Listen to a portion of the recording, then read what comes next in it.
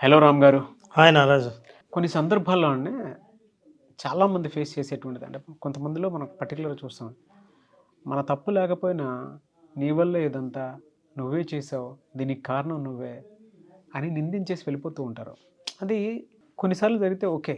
But అన్నిసార్లు మన చుట్టుపక్కల ఉండేటువంటి వాళ్ళు ఇదంతా నీ వల్లే, ఇదంతా నీ వల్లే అని చెప్పేసుకుంటూ వెళ్ళిపోతూ ఉంటే మనసుకి చాలా కష్టంగా ఉంటుంది. అటువంటి విషయాల్ని మనం ఎలా ఓవర్కమ్ అవ్వాలి అసలు? ముకుంద జ్యువెలర్స్ తెలంగాణలో మొట్టమొదటి ఫ్యాక్టరీ అవుట్లెట్ మన కొత్తపేటలో ఫిబ్రవరి 14న గొప్ప శుభారంభం. నిజమే నారాజు. ఎవరైనా మన తప్పు లేకపోయినా ఇది నీ వల్లే అని అంటుంటే మనసుకు ముందు చాలా బాధ కలుగుతుంది. ముఖ్యంగా మనకు కావాల్సిన వాళ్ళు ఎవరైనా అట్లా అంటే ఇది నీ వల్లే ఈ తప్పు జరిగిందని, పైగా మన పాత్ర ఏమాత్రం లేనప్పుడు ఈ మాట అనిపించుకోవాల్సి వస్తే ఆ బాధ చాలా భరించడానికి గుండె కోతలా ఉంటుంది. అయితే దీన్ని ఎలా హ్యాండిల్ చేయడం అనేది చాలా ఇంపార్టెంట్. ఎందుకంటే మీరు ఇప్పుడు హ్యాండిల్ చేసే విధానమే మీరు చెయ్యలేదని నిరూపించుకునే అవకాశాలని పొందడమా పోగొట్టుకోవడమా చెప్తుంది. బహుశా ఒక్కోసారి అవతల వాళ్ళని బ్లేమ్ చేస్తే వెంటనే మీరు రియాక్ట్ అయ్యారనుకోండి, గట్టిగా అరిచో, కోపంతోనో, మీదపడో. ఎందుకంటే ఎలాగూ నువ్వు చేయలేదు కాబట్టి, గట్టిగా అరిచే హక్కు ఉంది కాబట్టి, దాన్ని అవతల వాళ్ళు అవకాశంగా తీసుకొని చూసావా, తప్పు చేసాడు అందుకే ఏం అరుస్తున్నాడు, తప్పు చేశాడు కాబట్టి ఇంత గట్టిగా అరుస్తున్నాడు. గట్టిగా అరవడం కాదు కావాల్సింది, మాకు అసలు నిజాలు తెలియడం అని అవతల వాళ్ళు మిమ్మల్ని తప్పుగా ఇంకా కొంచెం బ్లేమ్ చేసే అవకాశం ఉంది. కాబట్టి ఎవరైనా మన తప్పు కాకుండా మనదే తప్పు అని అన్నప్పుడు అప్పుడు మనం తీసుకునే రెస్పాన్స్ ఉంది, రియాక్షన్ కాకుండా రెస్పాన్స్, అది చాలా ఇంపార్టెంట్. ఒక్క క్షణం ఆగాలి. మీకు ఒక్క క్షణం ఆగినప్పుడు మీరు ఏం చేయాలో తెలుస్తుంది. కానీ సహజంగానే మనిషి ఆ ఒక్క క్షణం ఆగడు. అసలు నన్ను కానిది నన్ను అంటే ఎక్కడో ఎందుకు. చిన్న ఎగ్జాంపుల్ మనకు కనిపిస్తుంటుంది నారాజు. రోడ్డు మీద పోతూ ఉంటాం. రోడ్డు మీద పోతుంటే కార్ ఇట్లా వస్తుంది, ఇంకొక కార్ ఇట్లా వస్తుంది, లేదా 2 బైకులు ఇట్లా వస్తాయి. ఇప్పుడు తప్పు ఎవరిది? ఎవరో ఎందుకు అడ్డం వచ్చావు? యాక్చువల్ అడ్డం వచ్చింది నువ్వు. అప్పుడు ఏం చేస్తారు తెలిసిన? దీన్ని రోడ్ రేజ్ అంటారు. అంటే రోడ్డులో ప్రయాణాల్లో వచ్చే కోపం ఎలా ఉంటుందంటే ఇమ్మీడియట్గా బండి ఆపేస్తాడు. మనకి ఈ సీన్లు కనిపిస్తూ ఉంటాయి. బండి ఆపి కిందికి దిగుతాడు, కథ తేల్చుకోవాల్సిందే అని దిగుతాడు.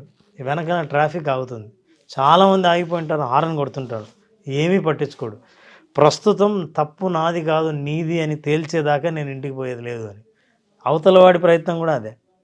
ఇద్దరి ప్రయత్నాల్లో చివరికి ఇద్దరు పోలీస్ స్టేషన్ పోవడం, లేకపోతే ఇద్దరిని జనాలు తప్పించేసి పంపించేయడమో చేస్తారు. కానీ ఎవరు ప్రూవ్ చేసుకొని వెళ్ళిన సంఘటనలు ఎప్పుడు కనిపించవు.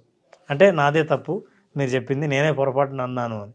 కాబట్టి ఇలాంటివి ఎప్పుడు జరగవు. కాబట్టి మీరు రియాక్ట్ అయ్యి నాది తప్పు కాదని ప్రూవ్ చేసుకునే ప్రయత్నం వెంటనే అగ్రెసివ్గా చేస్తే మీరు ఫెయిల్ అయ్యే ప్రమాదం ఉంది. కాబట్టి ఎవరైనా మిమ్మల్ని అకారణంగా నిందిస్తుంటే first be silent. The second, listen carefully. అసలు నన్ను నిందించడానికి ఏ కారణం, ఏ పాయింట్ పట్టుకుని నన్ను నిందిస్తున్నారు, జాగ్రత్తగా వినండి. జాగ్రత్తగా విన్నప్పుడు ఏంటంటే ఎక్కడ మిస్అండర్స్టాండింగ్ జరిగిందో తెలుసుకునే అవకాశం నీకు ఉంటుంది. నువ్వు వినకుండా నువ్వు మాట్లాడితే నీకు అసలు అవతల మనిషి ఎందుకు నీ మీద బ్లేమ్ చేస్తున్నాడో తెలుసుకునే అవకాశం లేదు. కాబట్టి వినండి. వినాలంటే you have to stay calm. అందుకని సైలెంట్గా ఉండాలి. సైలెంట్గా ఉండి వినండి. విన్న తర్వాత then only hold that point. Speak assertively, not aggressively. Assertively అంటే నా మీద నాకు పూర్తి నమ్మకం ఉంది, నేను ఆ తప్పు చేయలేదు అని మాట్లాడే మనిషికి, నన్ను నేను కాపాడుకోవడానికి నేను మాట్లాడే ఎమోషనల్గా మాట్లాడే వ్యక్తి మాటలకి చాలా తేడా ఉంటుంది. అగ్రెసివ్ ఎప్పుడైతే ప్రదర్శించావో నువ్వు చేతిలో ఈ ఆర్గ్యుమెంట్ను ఓడిపోయే అవకాశాలు చాలా కనిపిస్తాయి. అసర్టివ్గా ఎట్లుంటావో, నేను చేయలేదు, ఇది పాయింట్, నువ్వు నిరూపిస్తే నేను ఒప్పుకుంటాను, ఒక్క ఎవిడెన్స్ తెచ్చినా చాలు, ఇంతకంటే గట్టిగా అరవన్నా. నువ్వెవడో, నువ్వు చూసావా, నీ దగ్గర ప్రూఫ్ ఉందా, తీసుకురా చూద్దాం, ప్రతిసారి నన్నే అంటుంటావు. ఇట్లా అనవసరమైన అగ్రెసివ్ టాక్ ఎప్పుడైతే మాట్లాడతావో విషయం నుంచి తప్పుదారి బట్టి అనుకున్న విషయం కాకుండా వేరే విషయం మీద చర్చకు వచ్చి చివరికి నువ్వు నిందితుడివేనేమో అనే అనుమానం కూడా అవతల వాళ్ళకి వచ్చే అవకాశం ఉంది. కాబట్టి విన్న తర్వాత అప్పుడు పాయింట్ని అసర్టివ్గా చెప్పండి, అగ్రెసివ్గా కాదు.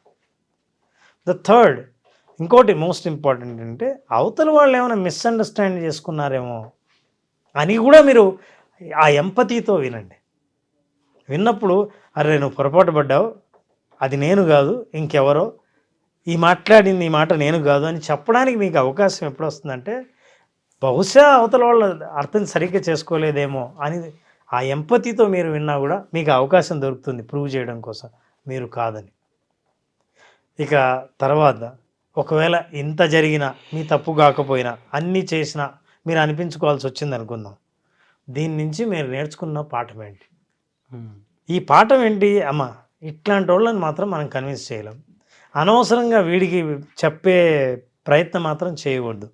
అదేదో చాలా పాపులర్ పద్యం ఉంది, అదంటే తివిరి ఇసుమున తైలంబు తీయవచ్చు, 3 కాళ్ళ కుందేటిని పట్టవచ్చు, మూర్ఖులకు ఉపదేశింప పూనరాదయా అని.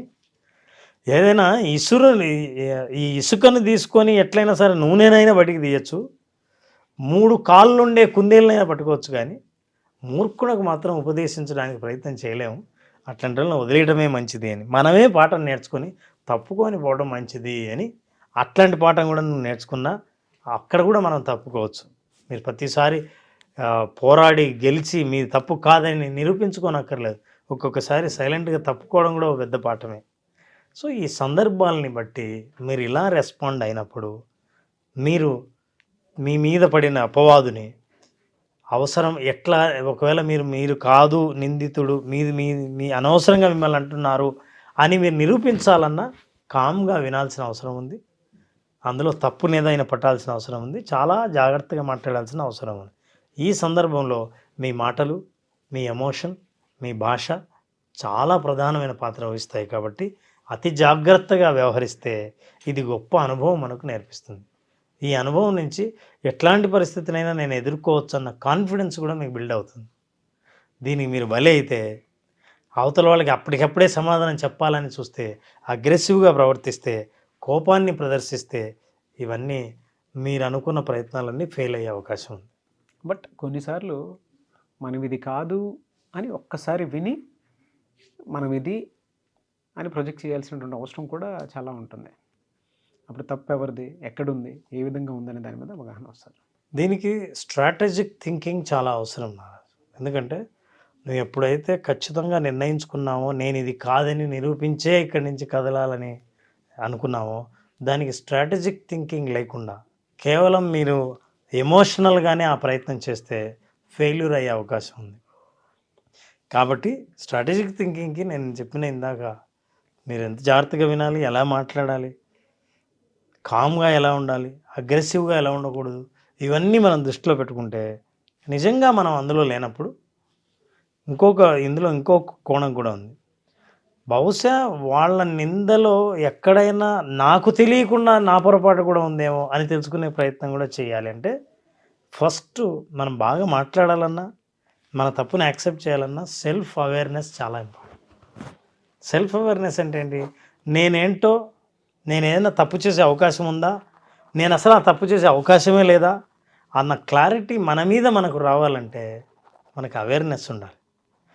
ఎవరైతే బాగా సెల్ఫ్ అవేర్నెస్ ఉన్నారో వాళ్ళు ఏం చేస్తారంటే అవతల వాళ్ళు నిందించిన రియాక్ట్ అవ్వరు. Because I know what I am. Awareness లేని వాళ్ళు అవతల వాళ్ళు నిందిస్తూనే నిజంగా నేను అదేమో అన్న కోపంతో రియాక్ట్ అవుతారు. కాబట్టి మీరు నేను అది కాదు అని నిరూపించుకునే ప్రయత్నం చేయాలంటే ఎంతో ఎమోషనల్ ఇంటెలిజెన్స్ ఉండాలి.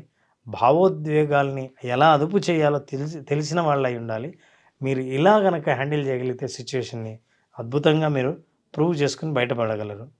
అదర్వైజ్ కొన్ని పాఠాలు నేర్చుకునే జీవితంలో పక్కకు తప్పుకొని పోవడమే పెద్ద గుణపాఠంగా మనం తెలుసుకొని మన పక్కకు రావచ్చు. ప్రతిసారి మనం కరెక్ట్ అని నిరూపించుకోక్కర్లేదు. కుక్కలు పోటీ పడుతుంటే ఎవరు పరిగెడతారని పులిని ఛాలెంజ్ చేస్తే పులి అనిందంట, రెడీ 1 2 3 అంటేనే కుక్కలు పరిగెత్తాయంట. పులి లేవలేదంట. చూసావా ఓడిపోతున్నావు అంటే, ఓడిపోవడం కాదు, నేను పోటీ పడాల్సింది మీతో కాదు, మీరు పరిగెత్తండి అన్న. సో అలా మనం నిరూపించాల్సిన అవసరం అన్ని చోట్ల ఉండకపోవచ్చు. అట్లాంటి చోట ఆ పరిస్థితి తెలుసుకుని వాళ్ళకు దండం పెడితే మీరు గెలిచినట్టే లెక్క. Thank you so much Ram garu. Thank you.